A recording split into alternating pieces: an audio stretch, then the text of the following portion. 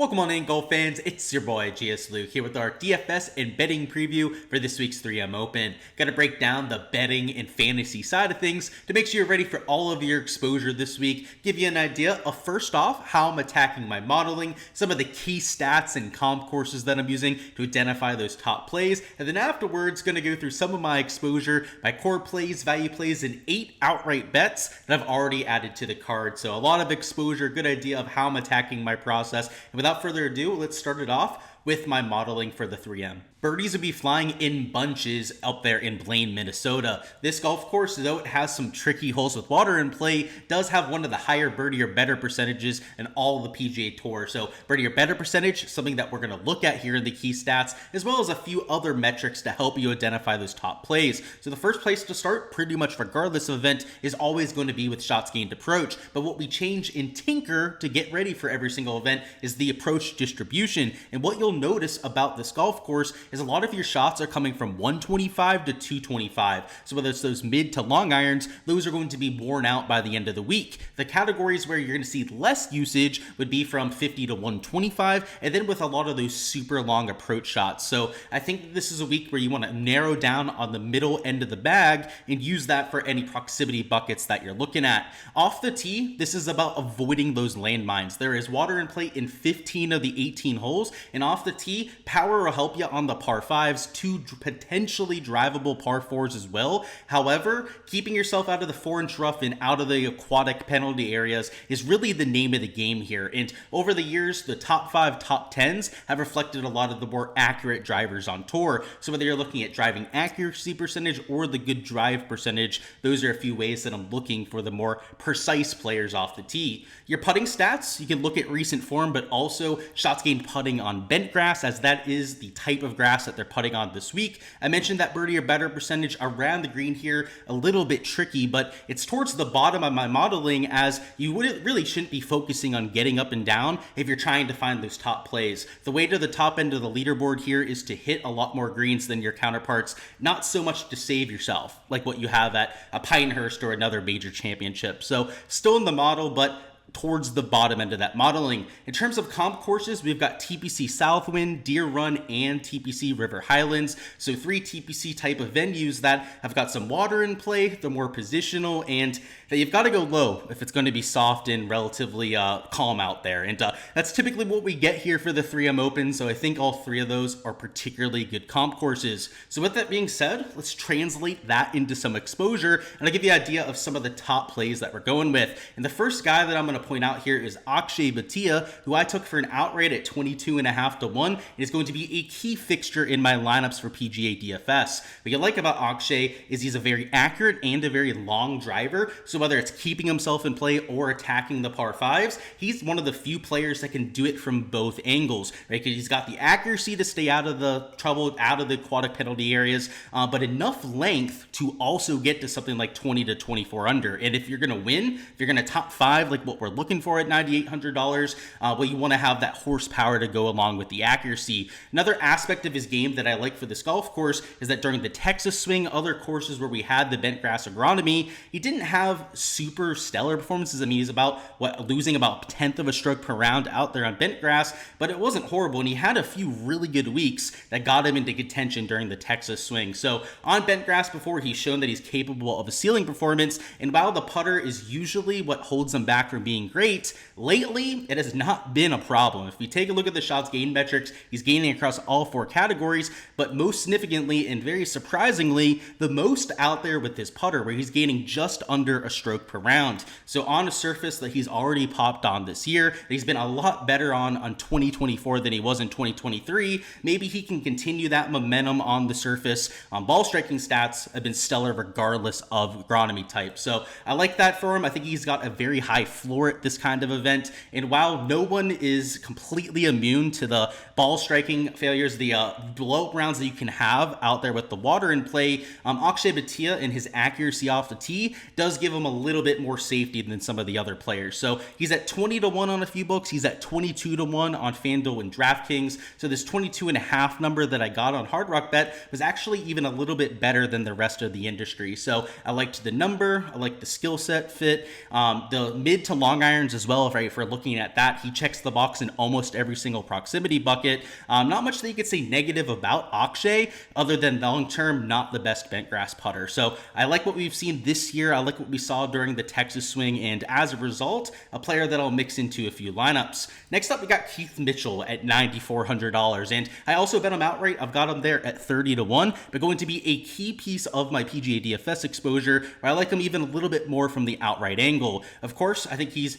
not somebody that's won very much on tour. It's been a while since we've really seen him in contention, but what you get out of Keith Mitchell is a lot of consistency, a lot of made cuts, and also plenty of top 15 and top 20 equity. In PGA DFS, that is absolutely golden, and while I still like him for an outright, I still bet him at 30-1. I think at DFS, he's an even better option this week. If we take a look at the shots gained metrics, if you liked what you saw with Akshay, heck, you like what you see with some of the other top tier options, well, just take a look at Keith Mitchell down here, who has been gaining about 2 strokes with his shots gained ball striking. And while Luke Clanton has done the same thing, he's done it in a much smaller sample size and also in weaker events, alternate fields like you had last week, whereas Keith Mitchell has been doing this in majors and, signature events that he's been getting into. It is far more impressive that he's gaining those 2 shots gained approach, in my opinion, than somebody like Clan, who I think is still in play this week. I think Luke Clan looks like quite a young stud out there. It looks like he might be around for a while, but Keith Mitchell this week is somebody that I really have my eye on. And just like Akshay Bhatia, he has that elite tier combo of driving accuracy and driving distance. And while he's not going to be like a top 20 accuracy player on tour, almost impossible when you're hitting the ball like 330 yards, he is much more accurate than the other players that are long off the tee. And at this kind of golf course, that could be deadly. If you're going out there being aggressive off the tee with how receptive the green complexes tend to be, you're going to be setting up a lot of short looks for birdie. And what you've had at this event over the years is some sketchy putters that have gotten it done here. Players that have from tee to green have been absolute monsters that normally aren't filling it up on the greens that happen to have one of those spike weeks. I don't know if it's the types of slopes, the type of grass that we have up there in Minnesota, but for whatever reason, you've seen guys like Cameron Champ go out there and gain well over shots gained putting, 7 shots gained putting, coming in like losing like a half a stroke per round. So of course the putter is always going to be the massive question mark with Keith Mitchell. It's why betting him outright can be a little bit of a fool's errand at times, as it feels like the putter's never really going to come around. But if there's one surface on tour where he's had even a glimmer of hope, it has been bent grass, where for his career he is a slight gainer on the surface, which is about 0.43 strokes better per round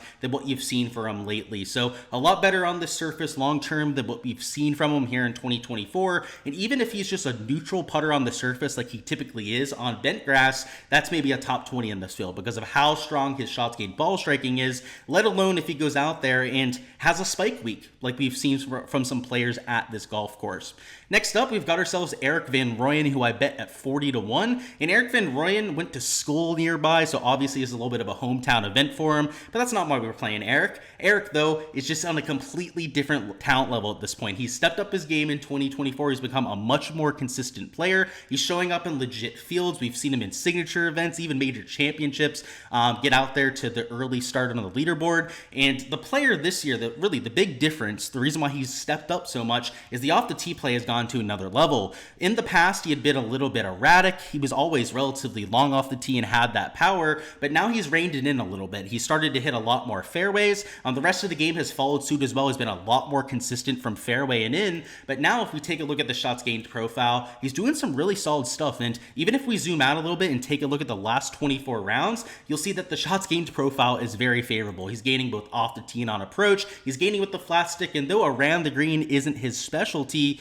again, we're not focusing on around the green when we're looking for a ceiling performance. When we're trying to bet somebody out or we're trying to get them for a top 10, a top 15, we're far more worried about them going out there and having a ceiling round with the ball striking, which Erik van Rooyen has shown us multiple times already this year. At $8,600, I do think that he's going to get some ownership this week, but a player that I think could legitimately win this event. So 40-1 I thought was worth the sprinkle out there on my outright card, and definitely going to be a fixture in some of my lineups. If you're looking for course history, EVR did not have that. I guess just to show you that with EVR, you can see he had a missed cut, 58th missed cut.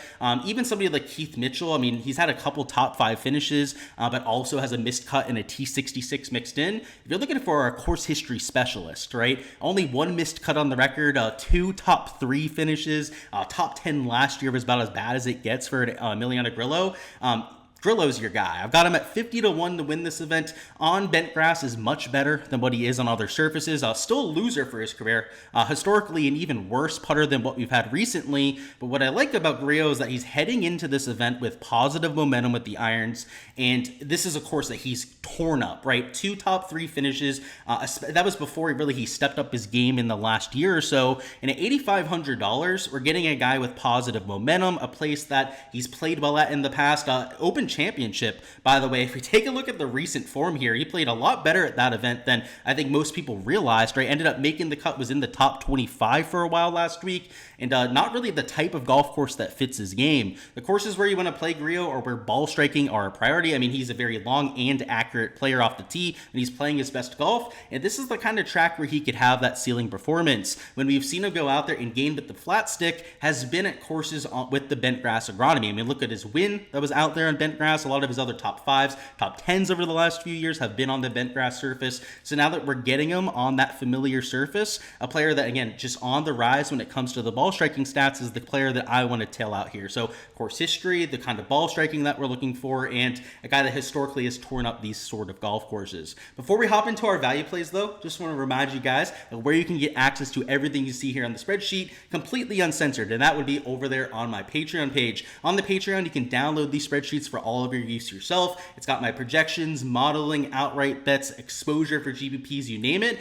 all out there for your disposal. So whether you're researching, trying to find your favorite plays of the week, you want to reference what I'm doing for any given slate, we'll go out there and check out the Patreon. I do that for every single main slate out there in the PGA Tour schedule, as well as showdown for rounds 2 through 4. So you guys have probably seen these spreadsheets throughout my content if you've been following it for any sort of time at this stage. And if you've been wondering how to get access to use them yourself, that is something that I post for the public. So it's on the Patreon page. The DFS tier is how you get access to these in particular. And it's $15 a month to join the PGA DFS tier. So it's very reasonable compared to other sites out there. And I think you're getting just as much, if not better value in terms of information. I think way better. I mean, obviously I'm biased being the one that created it, but make sure to check it out if you guys enjoyed this content. If you want to get even more behind the scenes info, my take on every single player in the field, not just the few guys that we talk up here together, well, that's the place to go out there and do so. It is in the link, this link is in the description of the video, and the best place to get all of that content. Now for our value play. So moving a little bit further down the board, we've got 4 bets that I'm also taking outright down here. So first one we're going to go with is Ben Griffin at 50-1. Ben Griffin's got the sort of putting stats that we're looking for in bent grass. Lately has been absolutely electric from fairway and in. So just taking a look at the shots gained metrics, gaining about 3/4 of a stroke per round with the irons, doing his thing around the green with the putter. He was actually decent at the Open Championship, which not a course where you'd really expect him to show up. And even if we zoom out a little bit, look at the last 24 measured rounds. So look at the last few months, he's still electric out there with the iron play. So a guy that's on the rise, he fits this kind of golf course, and it's more of a positional track. The one thing about Ben Griffin, the one real criticism you can give him is that he's not very powerful. He's not the best off the tee player. He's honestly not even that accurate when it comes to his off the tee play. But if there's courses to play Ben Griffin, it's where off the tee is not the priority. It's where it's going out there, hitting those mid to long irons. And lately that's really been what he's been leaning on. So I like that for him. I think he's got a relatively high floor, a lot of made cut equity at this kind of event. And even to win at 50-1 was worth a sprinkle in some of my exposure. So I think he's going to be popular. I think a lot of people are going to play Griffin with some of the ball striking stats. Just the best form really of anyone in this range, and was able to go out there and I believe finish 20th in his first ever finish here. So yeah, you can see there the T20 out there in 2023. So obviously a little bit of experience goes a long way. And if he can improve on that top 20, I think we'd feel pretty good about him there at $7,900. Next up, we got Michael Thorbjornson, our next outright at 50-1. He's $7,700 in DFS, and a player that I think is going to be like a 9-10K golfer in this kind of field. I see him as the same kind of talent level as somebody like an Akshay. Obviously a long way to go, a lot of experience that he's going to have to get before he gets to that kind of production. But long term, I think it's not going to be like what you had with Aberg, but could legitimately be, a superstar out there in the future. Maybe not like a top 10, top top 20 guy, but I've got him in that like 30 to 40 range when it's all said and done. A very solid off the tee player, one of the longest players, if not the longest player that we're going to have in this field. And lately, for some reason, that's been his issue. He's been losing off the tee and everywhere else has been into the positive.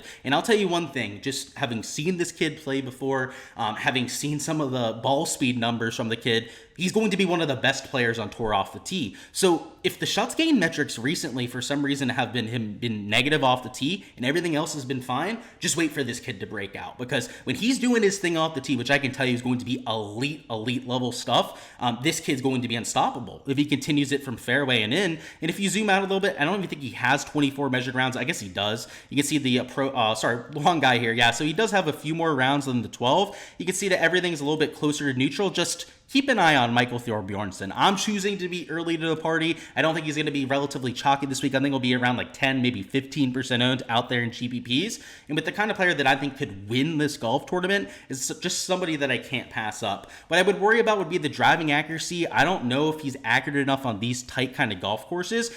Maybe he's smart enough to go out there and lay up a little bit, because everything else lately, other than the driving accuracy, has been absolutely stellar for him. And if he can just live from that fairway and in range, where he's been a huge positive in all three categories, that's top 20, maybe even a top 10 right there. And if he can go out there, and maybe he does hit a lot of drivers and can get that driving accuracy dialed in, he's got a lot of legit winning upside here. So at plus 5,000 at $7,700, somebody that I'm definitely mixing into exposure.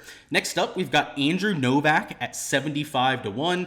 This is probably my least favorite outright. This is much more of a DFS play than anything. Just like the Keith Mitchell play, right? I'll sprinkle the outright, but I really like Andrew Novak for DFS purposes. And with Andrew Novak, you're getting a very stable shots gained profile. So if we go down here to the last 12 measured rounds, you see that he's gaining with the approach play. He's gaining about over a stroke per round with the putter. And if we go to the last 24 measured rounds, it's pretty consistent. You can see he's gaining in 3 of the 4 shots gained categories, still gaining on approach. And though the putter's not 1.1 shots gained per round, he's still gaining about 0.59 shots gained per round. And off the tee play, a little bit better over his last 24 as compared to his last 12 measured rounds, but not by much. He's more of an accuracy guy than he is a driving distance guy off the tee. He hits the ball about average distance, but a little bit more accurate than your average cat out there, which, if anything, that's what we're looking for, right? Somebody like a Lee Hodges last year that can keep themselves in play and then get hot with the irons and the putter. That's what Lee Hodges did to go out there and win. He gained over 6 strokes per the tournament out there on approach and with the putter. And Andrew Novak, those are his 2 best categories, where you can go out there and get hot, keep yourself in play with the driver, Andrew, and you are 100% live to go out there and win. But for DFS, the reason why I like him even more is even if off the tee is average, maybe even a little bit sketchy, he's got plenty of that top 20 to top 10 equity, which is what we're looking for down here at $7,400. And then our last play, I actually like him for an outright a little bit more than Andrew Novak. He's got a wider range of outcomes, so I would say more missed cut equity, maybe a higher ceiling, though, than what we have with Novak. But at plus 6,000, I've got Austin Eckroat. Eckroat, as some people would call him, but this is his kind of golf course. Accuracy off the tee, right? 1-1 at the Honda Classic. Cognizant Classic now, of course, that is about the accuracy off the tee. And it's about those mid to long irons and making a bunch of putts. And on bent grass, this is by far his best surface. You can see that for his career, he's gaining about 0.11 strokes per round, which shouldn't surprise us, as that's where he played his college golf out there in the Midwest, where you're playing on bent grass for pretty much every single golf course. And lately, it's all been about the putter issues. If we take a look at the last 12 measured rounds, everything else has been great. He's gaining over a stroke per round with the ball striking, including 3/4 of a stroke out there in approach, losing 1.25 shots gained putting per round. And as you can see, right, his long-term baseline on the surface is well into the positive. And even if you zoom out a little bit, it's much of the same for Eckroat. I mean, ball striking's been there. Short game has left a lot to be desired. So around the green, I'm not that worried about at a birdie fest like this. The putter, there's definitely at least breadcrumbs for him to go out there and improve that. So hopefully getting back on a surface that he's familiar on can go out there and spur him into the positive, because the ball striking floor gives him a lot of made to cut equity, gives him a lot of top 10, top 20 potential as well. But if he can just gain like he did down there at the Cognizant, which was actually Bermuda grass, it wasn't the bent grass that we're going to get this week. But if he can go out there on his favorite surface and gain, that's legitimately him out there top 5 or winning. So I like that at $7,200. I think he's going to potentially get some ownership, but I'm okay with that given how well he models for this golf course. Alrighty guys, that is all I've got for the DFS and betting preview. Before you hopping out of here, go ahead and smash that like button if you haven't already, and also comment down below who you've got winning this golf tournament. If you can take somebody that is at least 20 to 1 to win this event and they go out there and get the job done, well, you will win a free month of that Patreon page. Of course, like I mentioned, that is where you can get access to all of my projections for every single player in the field, not just the 8 guys that we talked up in the video, but hopefully you feel a little bit more prepared for all of that exposure this week, and you can go out there and make your boy proud. Go out there, take down a GPP or 2, cash an outright bet for me, and let's go out there and have ourselves a week at the 3M. This is the kind of week where if you put in the research, do the work, you can find quite an edge. I know a lot of people after majors tend to have a little bit of fatigue, a little bit of a quote-unquote hangover after this kind of week, but frankly, when you get a lot of these like lower field events, you just get a lot of good stories. You get a lot of players where they're going to get overlooked because people aren't putting in the work, and I tend to like them, right? Somebody's still going to win this week. We got one and dones to play, GPPs that still have to get taken down. So why not us? So let's get after it. I'm looking forward to it, guys. Going to have all the content as per usual, including our Wednesday live stream. That'll be at 7 p.m. Eastern time. Bring any questions you've got there. We'll talk the weather, whether there's an edge there. Also some ownership concerns out there on Wednesday, and all of your questions as well. So looking forward to that. Prop preview, if we can get a prize pick board a little bit earlier this week, and all the usual. So appreciate you guys. Like I said, smash that like button and make sure to join the giveaway if you haven't already.